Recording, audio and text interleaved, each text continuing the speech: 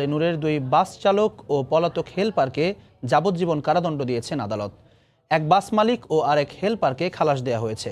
রায়ের পর্যবেক্ষণে আদালত বলেন, দুর্ঘটনার ঝুঁকি আছে জেনেও দুই চালক রেষারেষি করে বাস চালানোয় মৃত্যুর ঘটনা ঘটে। সড়কে মৃত্যুর যে ঘটনায় দেশজুড়ে উঠেছিল আন্দোলনের ঝড়, বলবৎ হয়েছে নতুন সড়ক পরিবহন আইন। রোববার সকালে আদালতে আনা হয় সে ঘটনায় মামলার 4 আসামিকে।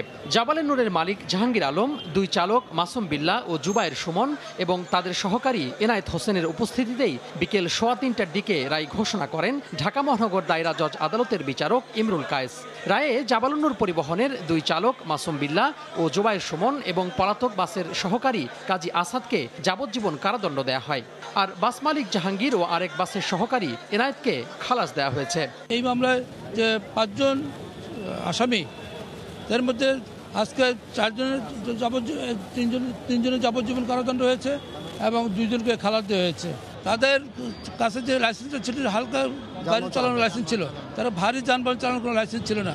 ভবিষ্যতের জন্য এই ধরনের মালিক পক্ষ যেন ড্রাইভারদেরকে এই ধরনের কোনো অনুমতি না দেয় গাড়ি চালানোর জন্য।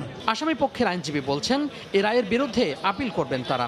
এই আসামি শুধুমাত্র 164 এর ভিত্তিতে যে সাজাটা দেওয়া হয়েছে যাবজ্জীবন, এই সাজা উচ্চ আদালতে টিকবে না এবং আমার আসামি বেকসুর খালাস পাবে বলে আমি আশা করি। আদালত রায়ের পর্যবেক্ষণে বলেন, দুই বাসের চালকই জানত দুর্ঘটনা স্থলটি জনাকীর্ণ ও ঝুঁকিপূর্ণ, তারপরও বেপরোয়া গতিতে বাস চালানো হয়। হেলপার চালককে গতি কমাতে বললেও শোনেননি চালক।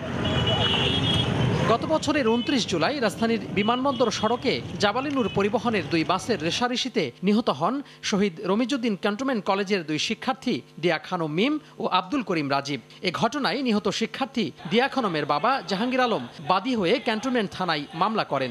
গত বছরের 5 সেপ্টেম্বর আসামিদের বিরুদ্ধে আদালতে অভিযোগপত্র জমা দেয় পুলিশ। 6 আসামির মধ্যে আরেক বাস মালিক শাহাদাত হোসেনের মামলার কার্যক্রম স্থগিত করেছেন হাইকোর্ট। তোহা খান তামিম, সময় সংবাদ, ঢাকা।